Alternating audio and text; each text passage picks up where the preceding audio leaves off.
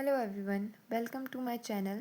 तो आज हम पढ़ने जा रहे हैं मेडिकल सर्जिकल नर्सिंग या एडल्ट हेल्थ नर्सिंग का चैप्टर नंबर 11, जिसका नाम है nursing management of patient with communicable disease.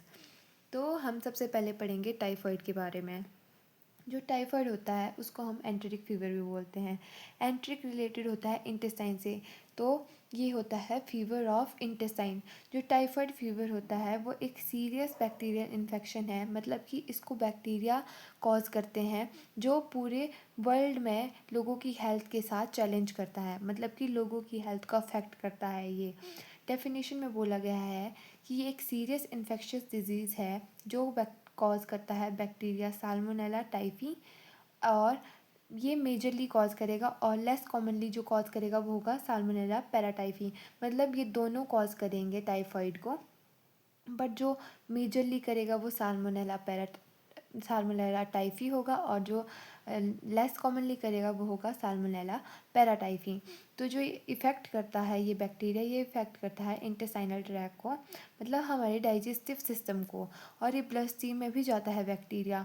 और ये स्प्रेड कैसे होता है? कॉन्टेमिनेटेड फूड और वाटर से, मतलब कि कोई इन्फेक्टेड पर्सन का हमने को खाना ले लिया या उसका वाटर ले लिया तो उसके थ्रू ये फैलता है। मतलब कम्युनिकेबल का तो मतलब ही है कि ये कांटेक्ट से फैल जाएगा या कॉन्टेमिनेशन से फैल जाएगा।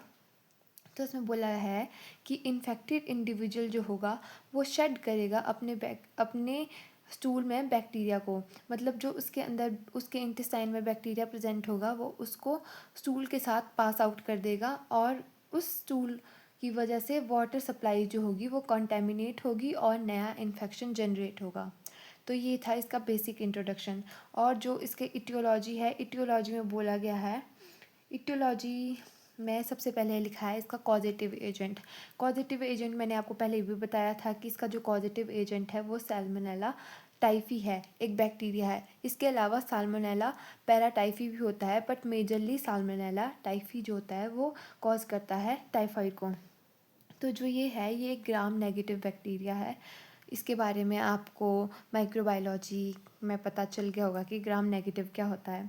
तो जो ये पॉजिटिव एजेंट है हमारा बैक्टीरिया, तो ये 37 डिग्री सेल्सियस में ग्रो करता है। और जो ये टाइफाइड होता है इसका इंक्यूबेशन पीरियड होता है, मतलब कि कितने टाइम में ये सिम्टम शो करता है, वो होता है 7 to 14 डेज़। इतने टाइम में ये मतलब बैक्टीरिया पहले एंटर करेगा और 7 से 14 दिन के अंदर वो अपने सिम्टम शो करना शुरू कर देगा। उसके बाद आते हैं इसमें रिस्क फैक्टर्स। रिस्क फैक्टर में सबसे पहले हैं जो इसमें मैंने यहाँ पे साथ में ही लिख दिया है मोड ऑफ़ ट्रांसमिशन।